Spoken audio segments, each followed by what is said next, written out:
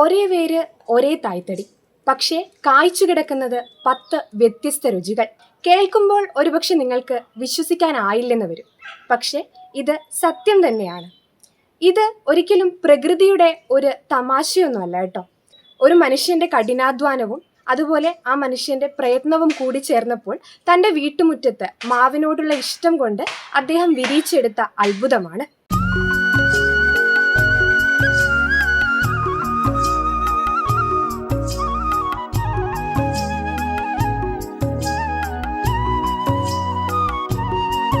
കൊമ്പിൽ പഞ്ചാര വരിക്ക, മറ്റൊരു കൊമ്പിൽ മധുരമൂറുന്ന മറ്റൊരു നാടൻ രുചി.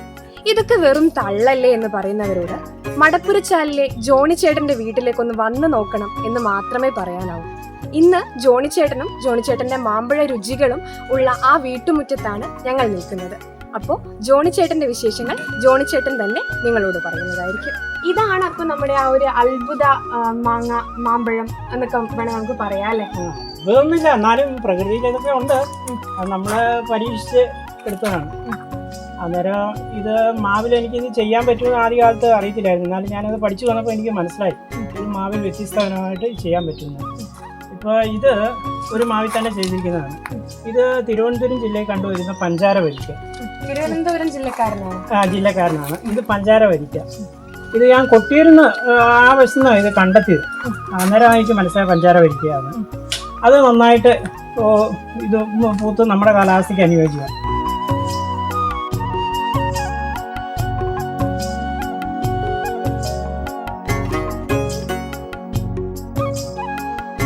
പിന്നെ ഒരു ഭാഗത്ത് മൽഗോവ. പിന്നെ പ്രത്യേകം പറയേണ്ട ആവശ്യമില്ല, കേരളത്തിൽ എല്ലാവർക്കും അറിയപ്പെടുന്ന മൽഗോവ. പിന്നെ അതിൻ്റെ അപ്പുറത്തേക്ക് നീങ്ങുകയാണെന്ന് വെച്ച് കഴിഞ്ഞാൽ ആ മാവില് ഒരു വശത്ത് സിന്ദൂരം. അത് പിന്നെ ഒരു ശ്രീലങ്കൻ വെറൈറ്റി, അത് കേരളത്തിൽ ഇപ്പോൾ പല സ്ഥലത്തായിട്ട് കണ്ടുവരുന്നുണ്ട്, കുളമ്പ്. പിന്നെ അത് പഴുത്താലും പച്ച നിറത്തിലാണ് നിൽക്കുന്നുള്ളൂ, അതുകൊണ്ട് കിളികളുടെ പാവിൻ്റെ ഒന്നും ശല്യമില്ല. 20 ഇനമല്ലേ ഇതിൻ്റെ അകത്ത് ഗ്രാഫ്റ്റ് ചെയ്തത്? 20 ഇനമാണ് ഇതിൽ ഗ്രാഫ്റ്റ് ചെയ്ത്. 10ഓളം ഇനം ഈ വർഷം കഴിച്ചു. അതിലിപ്പോൾ ഒരു 3-4 ഇനം കഴിഞ്ഞു. ബാക്കിയുള്ള ഇനമാണ് അതിൻ്റെ അകത്തുള്ളത്. ഇതെല്ലാം ഒരേ സമയത്താണോ പൂക്കുന്നത് അതോ വ്യത്യസ്ത സമയം? അത് പല സമയത്താണ് പൂക്കുന്നത്. അത് അതിൻ്റെ അതേ സ്വഭാവം തന്നെ കാണിക്കും. അത് ഒരു മാവിലാണെങ്കിലും ഒരേ സമയത്ത് പൂക്കണമെന്നില്ല, അതിൻ്റെ ആ സമയത്ത് തന്നെ പല സമയത്താണ് പൂക്കുന്നതും പഴുക്കുന്നതും അതേ സമയത്ത്. വ്യത്യസ്ത രുചികൾ. അതിപ്പോ ഈ മാങ്ങ ഇങ്ങനെ നിൽക്കുമ്പോൾ ഒരുപാട് പക്ഷികളും അങ്ങനെ ഒരുപാട് ആൾക്കാർ വരില്ല ഇങ്ങോട്ട്? ഒത്തിരി പേര് പ്രാവശ്യം വന്നിട്ടുണ്ട്. കാരണം ഇതൊക്കെ യൂട്യൂബിൽ പറയുന്നതല്ലാണ്ട് പലർക്കും ഇത് അനുഭവമില്ല ഇങ്ങനെ സംഭവിക്കുമെന്ന്. ഏതായാലും ഈ പ്രാവശ്യം നമ്മുടെ വീട്ടുമുറ്റത്ത് തന്നെ പല മാവേലായിട്ട് ഉണ്ടായി. പിന്നെ ഇതൊരു 25 മാവാണ്. ഇതിൽ 40ഓളം വെറൈറ്റികളാണ് ഇതിലുള്ളത്. ഒരുവിധം പ്രധാനപ്പെട്ട എല്ലാ ഇനങ്ങളും ജോണിച്ചേട്ടന്റെ ഈ ഒരു വീട്ടുമുറ്റത്തുണ്ട്. ഇതിന്റെ അകത്തുള്ള 10 മാങ്ങകൾ നമ്മുടെ പ്രേക്ഷകർക്ക് വേണ്ടി ഒന്ന് പരിചയപ്പെടുത്തും. ആ 10 പറയാം. ഒന്ന് കുറ്റിയാട്ടൂര്, പഞ്ചാര വരിക്ക, മൽഗോവ, സിന്ദൂരം, മല്ലിക, പിന്നെ നമ്മുടെ കോട്ടൂർ കോണം, തിരുവനന്തപുരം ജില്ലയുടെ ഒരു കോട്ടൂർ കോണം, പിന്നെ ആപ്പിൾ റുമാനി, അങ്ങനെ ആണ് ഇനങ്ങളാണ്. പിന്നെ വേൾഡ് ഫേമസ് ആയ നാംഡോക്മായി എന്ന് പറയും, അതാ കാഴ്ച കിടക്കുന്നുണ്ട്. കണ്ടിട്ട് വരാം.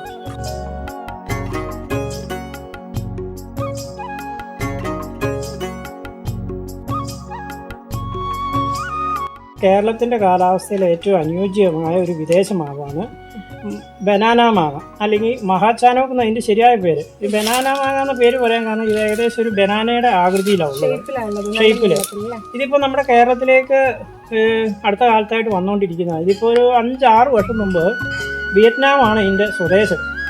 അതിപ്പോൾ കേരളത്തിൽ ചിലരുടെ അടുത്തൊക്കെ ഇത് കാഴ്ചയായിട്ട് കാണുന്നുണ്ട്, എന്നാലും വളരെ ചുരുക്കമാണ്. നമ്മുടെ കാലാവസ്ഥയ്ക്ക് വളരെ അനുയോജ്യമായൊരു മാവിനമാണ്.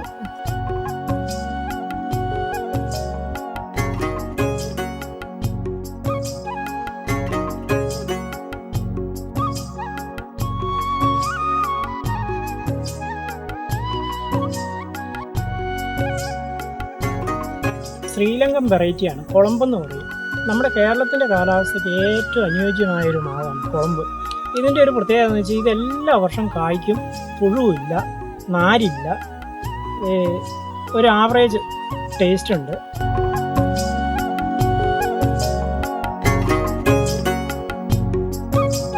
ഇപ്പൊ ഏട്ടൻ ഈ മാവ് അന്വേഷിച്ച് മാങ്ങ അന്വേഷിച്ച് പല സ്ഥലങ്ങളിലേക്കും പോയിട്ടുണ്ട് പോയിട്ടുണ്ട്. വെറൈറ്റികൾ കണ്ടുപിടിക്കാൻ വേണ്ടി. അതെ. അപ്പോൾ ഉള്ള എന്തെങ്കിലും പ്രത്യേകമായ അനുഭവം പ്രേക്ഷകരോട് പങ്കുവെക്കാനുണ്ട്? പങ്കുവെക്കാനുണ്ട്. അതായത് ഞാൻ മാവൊക്കെ അന്വേഷിച്ചു ചെന്ന് കഴിഞ്ഞപ്പോൾ ചില വീടുകളിൽ വലിയ പ്രതീക്ഷയോടുകൂടി മാവ് വളർത്തും. മാവ് വളർത്തി കഴിഞ്ഞ് എന്താണെന്ന് വെച്ചാൽ ഒന്നെങ്കിൽ ആ മാവ് വളർത്തി അവർ ആ മാങ്ങ പുഴുവായിരിക്കും, ചിലപ്പോൾ വർഷങ്ങളായിട്ട് കായ്ക്കുന്നില്ല. ഇങ്ങനെ എൻ്റെയൊക്കെ മാവ് കാണുമ്പോൾ പലരും പറഞ്ഞ് കായ്ക്കുന്നില്ല എന്ന്. പ്രായമൊക്കെ ആയി, വളർച്ചയെത്തി. ഞാൻ തന്നെ അന്നേരം എന്താണെന്ന് വെച്ച് കഴിഞ്ഞാൽ ഒരു 2 അടി പൊക്കത്തി വെച്ച് അത് മുറിച്ച് അതിന് പല കമ്പുകൾ പല സ്ഥലത്തുനിന്നായിട്ട് അന്നേരം മുളച്ച് വരും. അന്നേരം അതിൽ വ്യത്യസ്തമായ ഇനം ചെയ്ത് ഇട്ട് പല സ്ഥലത്തായിട്ട് നമ്മുടെ ജില്ലയുടെ പല സ്ഥലത്തായിട്ട് അത് കായ്ച്ചിട്ടുണ്ട്. ഇപ്പോൾ എന്നെ പല സ്ഥലത്തുനിന്ന് വിളിക്കും, കായ്ച്ചു കേട്ടോ ചേട്ടൻ ബെഡ് ചെയ്ത് തന്നതൊക്കെ കായ്ച്ചു എന്ന്. അന്നേരം എനിക്കും ഒരു സന്തോഷം. ഞാൻ പോയി ഇടയ്ക്ക് കാണലുണ്ട്. ഇപ്പോൾ നമ്മുടെ ജില്ലയിൽ പല സ്ഥലത്തും കായ്ച്ചിട്ടുണ്ട്.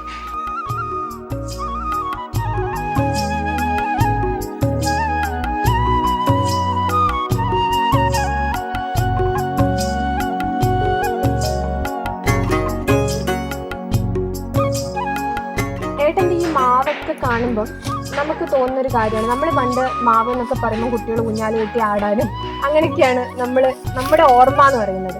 പക്ഷെ ഏട്ടൻ്റെ മാവുകളെല്ലാം നോക്കിയാൽ എല്ലാം ഒരു വലിപ്പം കഴിഞ്ഞാൽ പിന്നെ അതവിടെ നിൽക്കുകയാണ്. എന്നാൽ നന്നായിട്ട് അതിൻ്റെ അകത്ത് മാങ്ങ ഉണ്ട് താനും. അതിൻ്റെ ഒരു പ്രത്യേകതയുണ്ട്. അതായത് കേരളീയർക്ക് അറിയത്തില്ലാത്തൊരു കാര്യം വെച്ചാൽ നമ്മളൊരു മാവ് മുറ്റത്ത് നട്ടു കഴിഞ്ഞാൽ അത് വളർന്ന് തടിയായി വളർന്ന് നമ്മുടെ വീടിന് തന്നെ ഭീഷണിയായിട്ട്, കാറ്റ് വരുമ്പോൾ വീടിന് തന്നെ ഭീഷണിയായിട്ട് നിൽക്കുന്നത്. പക്ഷേ ഇതൊരു എൻ്റെ വീട്ടിലെ മാവുകളൊക്കെ നിങ്ങൾക്ക് കണ്ടാൽ അറിയാം, എല്ലാം ബുഷായിട്ട്, അതായത് പൊക്കം കുറഞ്ഞ് ആണ് ഇതിനെ വളർത്തിയിരിക്കുന്നത്. ഒരു ഇസ്രായേൽ കൃഷി രീതിയാണ്, ഹൈ ഡെൻസിറ്റി മാംഗോ പ്ലാന്റേഷൻ എന്ന് പറഞ്ഞാൽ. അതായത് ചെറുപ്പത്തിലെ ഇതിനെ കട്ട് ചെയ്ത് ഒരു കുട ആകൃതിയിലാണ് എൻ്റെ ഈ മാവുകളെല്ലാം ഉള്ളത്. അതുകൊണ്ട് എത്ര കാറ്റ് വന്നാലും പേടിക്കാനില്ല.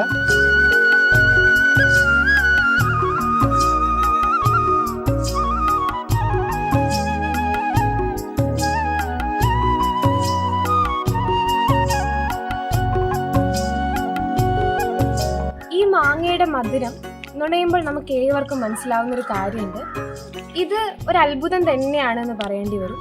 അല്ലെങ്കിൽ ഈ കഠിനാധ്വാനം കൊണ്ട് അത്രയും സ്നേഹത്തോടെ വളർത്തിയെടുത്ത ഈ മാവുകൾക്ക് പിന്നെ വേറൊരു കഥ കൂടിയുണ്ട്. വേറൊന്നുമല്ല, നമ്മൾ കടകളിൽ പോയാൽ നമുക്ക് തീർച്ചയായിട്ടും നമ്മൾ കഴിക്കുന്ന മാങ്ങകളിലെല്ലാം എന്തോരം വളം ഇട്ടിട്ടുണ്ടാവും, കീടനാശിനികൾ ഉപയോഗിച്ചിട്ടുണ്ടാവും, നമുക്ക് എല്ലാവർക്കും അറിയാവുന്ന കാര്യമാണ്. ഈ മാങ്ങേൻ്റെ രുചി നമുക്ക് കഴിക്കുമ്പോൾ അറിയാം ഇതിൻ്റെ അകത്ത് ഒന്നും ഇട്ടിട്ടില്ല. എന്താ അതിനെപ്പറ്റി പറയാനുള്ളത്? വളരെ ടേസ്റ്റ് ആയിട്ട് കഴിച്ച പലരും പറഞ്ഞിട്ടുണ്ട്, നല്ല ടേസ്റ്റ്. അതിൻ്റെ കാരണം എന്താ വെച്ചാൽ ഇത് 100% മൂപ്പായി. നമ്മൾ കടകളിൽ മേടിക്കുന്നത് വെച്ച് കഴിഞ്ഞാൽ 70% മൂപ്പയായിട്ടുണ്ട്. അതാണ് അത് തമ്മിൽ. പിന്നെ എന്താ വെച്ച് കഴിഞ്ഞാൽ മറ്റു ഒരു രാസവസ്തുക്കളും ഇല്ല, ജൈവ രീതിയിൽ തന്നെയാണ് ഇതിനെ വളർത്തുന്നത്.